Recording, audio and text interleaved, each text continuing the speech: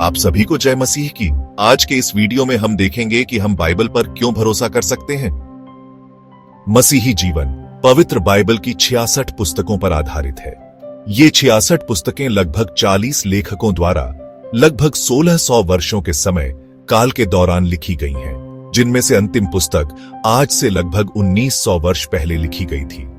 आज विश्व भर में लाखों लोग बाइबल को अपने जीवन का आधार मानते हैं, लेकिन क्या उनका ऐसा करना सही है? क्या हम बाइबल पर भरोसा कर सकते हैं कि यह परमेश्वर का वचन है? इस प्रश्न के उत्तर के रूप में हम 6 बातों को देखेंगे जो बाइबल के प्रति हमारे भरोसे को दृढ़ करेंगी। पहला, बाइबल अपने आप ही अपनी सच्चाई का दावा करती है। सर्वप्रथम बाइबल स्वयं दावा करती है कि वह परमेश्वर का वचन है। उदाहरण के लिए प्रेरित पौलुस तीमुथियुस को लिखता है कि संपूर्ण पवित्र शास्त्र बाइबल परमेश्वर की प्रेरणा से रचा गया है, दूसरा तीमुथियुस 3:16। और यीशु का शिष्य पतरस लिखता है, पवित्र शास्त्र की कोई भी भविष्यवाणी व्यक्तिगत विचारधारा का विषय नहीं है, परंतु लोग पवित्र आत्मा की प्रेरणा द्वारा परमेश्वर की ओर से बोलते थे, दूसरा पतरस 1:20 और 21। इसके साथ ही परमेश्वर ने स्वयं अपने वचन को मनुष्यों द्वारा लिखवाया, और इस बात को हम यिर्मयाह 32:2 में स्पष्ट देख सकते हैं। यहोवा का वचन जो यिर्मयाह के पास पहुंचा वह यह है, इस्राएल का परमेश्वर यहोवा यह कहता है कि जो वचन मैंने तुझसे कहे उन सबको एक पुस्तक में लिख ले। यदि बाइबल यह दावा नहीं करती कि वह परमेश्वर का वचन है, तो शायद हम उस पर विश्वास न करते, परंतु यह दावा करती है कि यह परमेश्वर का वचन है, इसलिए हमें इसे गंभीरता से लेना है। दूसरा, बाइबल की अनेक भविष्यवाणियां पूरी हुई हैं। बाइबल की स्वयं के विषय में साक्ष्यों के साथ साथ बाइबल में अनेक पूर्ण हुई भविष्यवाणियां भी हमारे विश्वास को दृढ़ करती हैं। उदाहरण के लिए यिर्मयाह 25:11 और 12 में परमेश्वर कहता है कि 70 वर्षों के लिए उसके लोग बेबीलोन के दासत्व में होंगे और फिर लौटेंगे। और जब हम इज्रा 1:1 से 4 को पढ़ते हैं तो हम देखते हैं कि यह भविष्यवाणी वास्तव में पूरी हुई। बाइबल की भविष्यवाणियां न केवल इस्राएल से जुड़ी हुई हैं, परंतु ये विश्व के इतिहास से भी जुड़ी हुई है।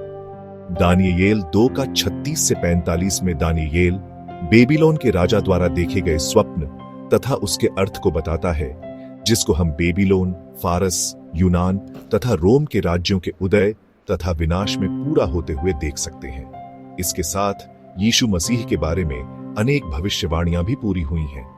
इसका सबसे बड़ा उदाहरण हम यशायाह 53 में दुख उठाने वाले दास की भविष्यवाणी में देखते हैं, जो स्पष्ट रीति से यीशु मसीह के दुख उठाने और मृत्यु के बारे में है। ये सब पूर्ण हुई भविष्यवाणियां बाइबल पर हमारे विश्वास को बढ़ाने में सहायता करती हैं। तीसरा, बाइबल में कोई भी विरोधाभास नहीं है। हमने आरंभ में इस बात को कहा था कि बाइबल लगभग 40 लेखकों के द्वारा लगभग 1600 वर्षों के समय काल में लिखी गई है। यद्यपि इसके बहुत से लेखक आपस में कभी नहीं मिले, फिर भी उनकी बात एक दूसरे की बात को कभी भी नहीं काटती है। अर्थात बाइबल में कोई विरोधाभास नहीं है।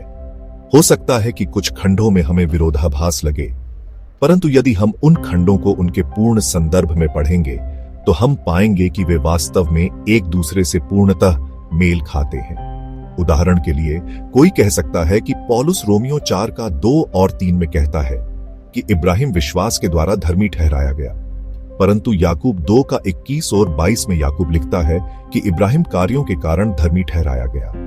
यहां विरोधाभास प्रतीत होता है, लेकिन यदि हम ध्यान दें तो पौलुस और याकूब अलग अलग संदर्भों में बात कर रहे हैं। पौलुस इस बात को कह रहा है कि मनुष्य का उद्धार कार्यों से नहीं लेकिन विश्वास से होता है, लेकिन याकूब कह रहा है कि एक उद्धार पाए हुए व्यक्ति के जीवन में कार्य अवश्य होने चाहिए। अतः हम देखते हैं कि इन दोनों खंडों में कोई विरोधाभास नहीं है, और ऐसा ही हम अन्य खंडों में भी पाते हैं जहां हमें लगता है कि विरोधाभास है। चौथा, बाइबल के विषय में पुरातात्विक प्रमाण उसकी विश्वसनीयता का समर्थन करते हैं। बाइबल की विश्वसनीयता इस बात से भी प्रमाणित होती है कि यद्यपि इसमें वर्णित नाम, जगह, घटनाएं कई हजारों वर्ष पुराने हैं, वे फिर भी वास्तविक हैं। इस बात की पुष्टि पुरातात्विक प्रमाण स्वयं करते हैं। उदाहरण के लिए जल प्रलय की घटना की पुष्टि के प्रमाण में हमें सुमेरियन साहित्य से एक लेख मिलता है, जिसमें उत्पत्ति 6 से 8 अध्याय में वर्णित जल प्रलय की घटना का उल्लेख है। इसके साथ साथ पुरातात्विक खुदाई में हिजकिय्याह राजा के द्वारा खुदवाई गई सुरंग मिली है, जिसका वर्णन दूसरा इतिहास 32 का 30 में किया गया है। और यीशु के समय के मंदिर की टूटी हुई दीवार आज भी यरूशलेम में है। इसके साथ में बाइबल जब यीशु के जन्म के समय के बारे में वर्णन करती है कि यहूदिया में हेरोदेस राजा था, मत्ती 2 का 1, और रोम में औगुस्तुस कैसर सम्राट था, लूका 2 का 1। ये बातें इतिहास से मेल खाती हैं। हम बाइबल पर विश्वास कर सकते हैं क्योंकि पिछले 2000 वर्षों में इतिहास से संबंधित ऐसी कोई भी खोज या पुरातात्विक प्रमाण नहीं आया है जो यह दिखाता है कि बाइबल में वर्णित एक भी जगह या जन का नाम गलत है। पांचवा, बाइबल की अनेक प्राचीन पांडुलिपियां हैं। बाइबल मूलतः इब्रानी, आरामी, पुराना नियम की 39 पुस्तकें एवं यूनानी नया नियम के 27 पुस्तकें भाषा में लिखी गईं। बाइबल की जितनी प्राचीन पांडुलिपियां आज उपस्थित हैं, उतनी अन्य किसी भी प्राचीन लेख की पांडुलिपियां नहीं पाई जाती हैं। 1947 ईस्वी से पहले यद्यपि हमारे पास पुराने नियम की पांडुलिपियां पर्याप्त मात्रा में थी, फिर भी सबसे पुरानी पांडुलिपि 900 ई के समय की ही थी। परंतु 1947 में मृत सागर की कुमरान गुफा में पाई गई पुराने नियम की पांडुलिपियां 68 ही से भी पहले की है और हमारी वर्तमान बाइबल से पूर्णतः मेल खाती है। ये प्रमाण पुराने नियम की जड़ों को और अधिक दृढ़ता प्रदान करती है, क्योंकि हमारे पास वही पुराना नियम है जो यीशु मसीह के समय में था। इस गुफा में पुराने नियम की समस्त एस्तर की पुस्तक को छोड़कर पुस्तकों की पांडुलिपियां मिली हैं। इन पांडुलिपियों की कुल संख्या लगभग 223 से अधिक है। जहां तक नए नियम की बात है, हमारे पास यूनानी भाषा में 5000 से अधिक प्रतिलिपि तथा इसके टुकड़े प्राप्त हैं और 4वीं शताब्दी से नए नियम की 2 पूर्ण यूनानी पांडुलिपियां, कॉडेक्स वेटिकनस एवं कॉडेक्स सिनेटिकस प्राप्त हैं। इसके साथ ही साथ 10,000 से अधिक लतीनी भाषा में तथा लगभग 9,300 पांडुलियां अन्य 13 भाषाओं में प्राप्त हैं। इन सब पांडुलिपियों की वैज्ञानिक शोध के द्वारा जांच की गई है। इससे यह बात स्पष्ट है कि हमारे हाथों में जो बाइबल है वह पूर्ण रीति से विश्वसनीय है और सभी भाषाओं में अनुवादित बाइबल पूर्णतः इन पांडुलिपियों से मेल खाती है। छठवां, बाइबल ने इतिहास में असंख्य लोगों के जीवनों को बदला है। पुरातात्विक प्रमाणों तथा अनेक पांडुलिपियों के प्रमाणों से भी बढ़कर बाइबल इसलिए विश्वसनीय है क्योंकि इसने असंख्य जीवनों को बदला है। इसने बहुत से पत्थरों को हीरा बना दिया है। बाइबल के कारण ही पौलुस जैसा हत्यारा व कलीसिया को सताने वाला, मसीहियत को फैलाने वाला तथा मसीह के लिए दुख उठाने वाला बन गया। गलातियों 1 का 11 से 24। बाइबल के कारण ही चोर तथा वासना से लिप्त ऑगस्टीन यीशु मसीह का सच्चा अनुयायी बन गया और हिप्पो शहर में रहते हुए उसने सुसमाचार के लिए संपूर्ण जीवन को समर्पित कर दिया। और यह बात आज भी जारी है। बाइबल ने मेरे जीवन को भी बदल दिया और बाइबल में प्रकट प्रभु यीशु मसीह के सुसमाचार के द्वारा परमेश्वर ने मुझ पापी को नया जीवन दिया।